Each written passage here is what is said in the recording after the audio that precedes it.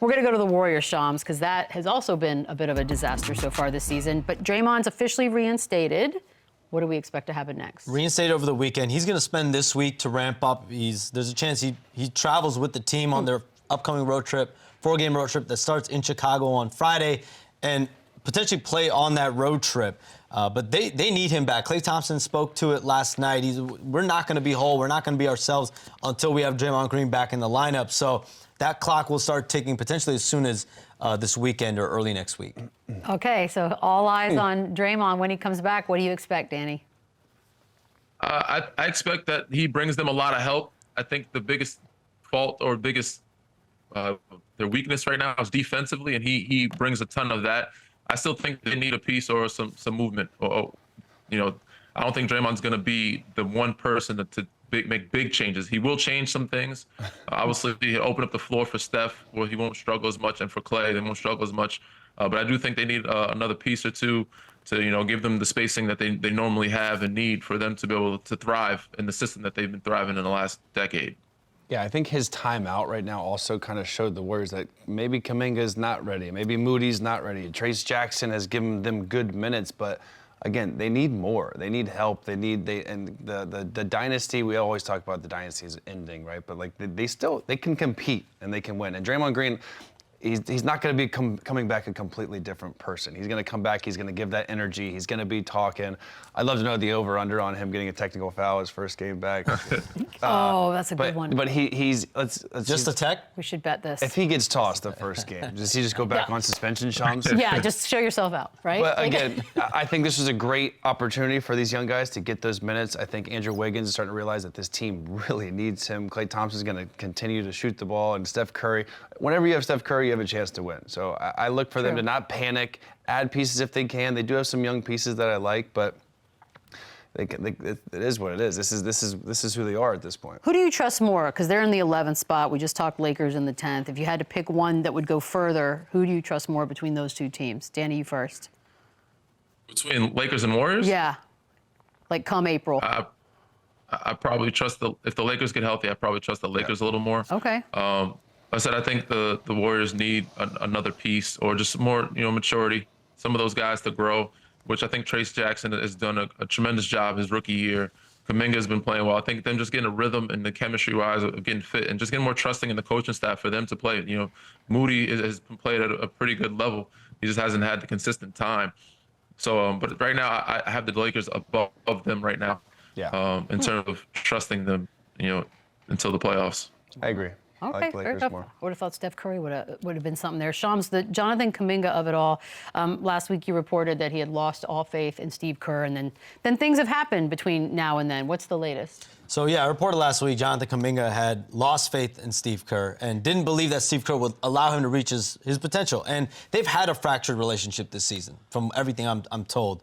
But after that comes out, Jonathan Kuminga plays a season high, I think career high, 36 minutes. Amazing. On Friday against the Pistons. And so, Saturday against the Pistons. Yeah. So the Warriors, this is a situation they've had to manage behind the scenes. This is someone that 7th overall pick a few years ago in the 2021 NBA draft. He's someone that they feel highly about. He had 16 points, 4 rebounds, 4 assists that night last week when he got benched against Denver on Wednesday night. And that was, for him, the straw that broke the camel's back. He was clearly done with Steve Kerr after that. But they've met, and the Warriors are hopeful that they can work on this. But this is something that if these two guys don't figure it out, they have to.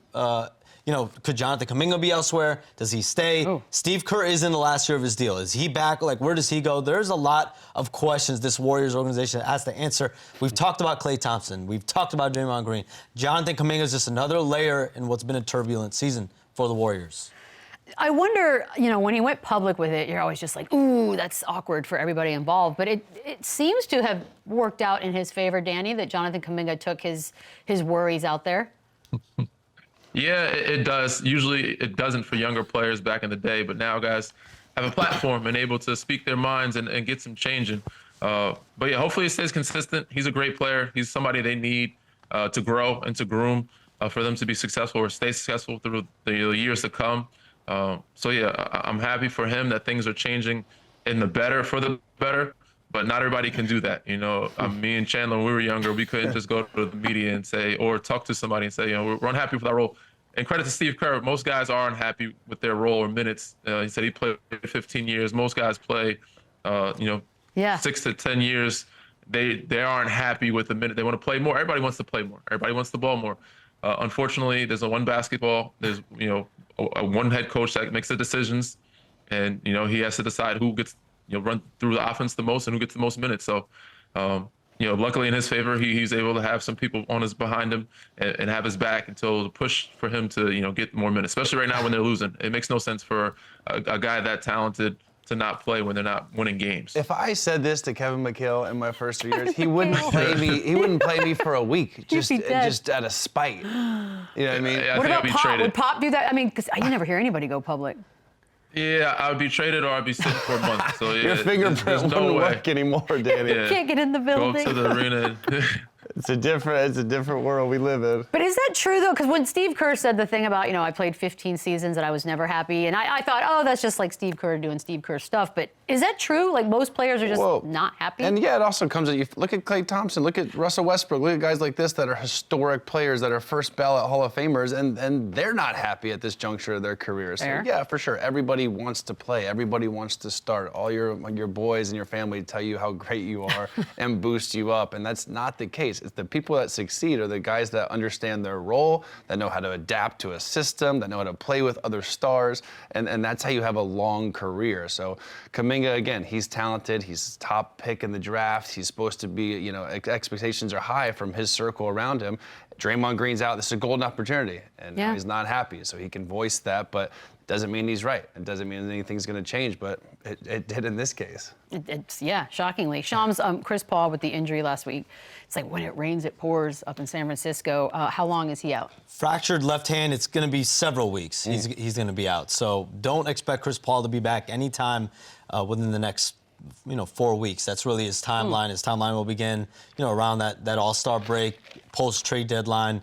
But this Warriors team has a lot of decisions to make. When you think about players that could be available, I mean, Chris Paul, Andrew Wiggins, like what happens with their future? It's all a question. I didn't think we'd get to this point in the Warriors story where it just seemed like a disaster and it keeps getting worse day in, day out. But losing CP3, Danny, how bad is it for the team? Oh, that's a tough one. He said he's a great, stable backup point guard. He's the one been setting the table. Now, not saying Corey Joseph can't do the job, but it's different when you don't have CP as that backup. And Steph, without Draymond being there, Steph has to play more point guard. When you get Draymond back, you get another point guard who plays point forward. It helps, Steph play off the ball some more. And when you have CP there, it helps him play off the ball more. So yeah, it seems like they're down another body, another experienced, mature body, and another guy that can set the table or keep Steph off the ball where he can take some breaks, but also just come off pin downs and do what he does best. So yeah, it's a tough break for Golden State right now. It just seems like this team's been so frustrated all year long. Like Klay's irritated about not getting the extension. Draymond is doing his things. You can see Steph Curry is physically annoyed with everything that's happening. Kuminga's not happening. Wiggins is struggling. So Kerr is complaining about the refs or how their foul calls are guarding Jokic. So it seems like there's always something with this team. And now they lose Chris Paul, who's their stable vet guy who's been in these situations before. And this now falls on the young guys again. Kid Podziemski. How do you say it? Podziemski. Corey Joseph. He's loved, though, that kid. I mean, he's a stud. I like him. There's T-shirts in the front row with his face on. I'm like, okay. But again, he's going to get even more of an opportunity as before, and let's see what do you make of it. I mean, look, it's no secret Chris Paul's getting up there in age. At some point, one of these rides will be the final. But surely we don't end like this for Chris Paul. This can't possibly be the way this thing ends. I don't think so. I think a fractured hand is. I hope not, man. I think it'd be weird to see him retire as a Warrior, honestly. Right. So I hope he has at least another year, or say. I don't think of fractured. No, but I'm saying like this is a team that has as of right now, and we could all be eating crow at some point, but no real shot to do much damage come playoffs, and that's sort of where Chris Paul is in his career, is looking for that ride, but. I don't know. You're right. When he got traded to the Warriors, the big thing was trying to win a championship. Yeah. And they're out of the play-in. Do the Warriors regret the whole Jordan Poole move at all now, or no? I think they're happy with their decision still, right?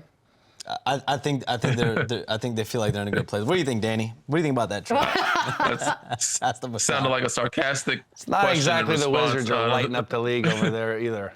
That's fair. I think Jordan Poole's a different player in Golden State than he is in DC. So to stay younger and have another threat, another 3 and D guy, so to speak, frees up the floor for Clay and Steph. I think, them looking back, I would have forced it to make it happen, or for Draymond and him to make amends and to play through. Because I think even with Jordan, I think he probably stays a little healthier than CP maybe, but he also just gives him the dynamic. I'm not saying CP is not a great player.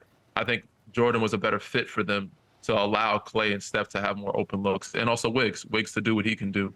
So yeah, I think the trade, they might looking back would have been like, could have maybe forced or kept Jordan. Say what you want about the kid, but they could use those 30 points a night right now. Just saying. Yeah. Just entertaining at the very least.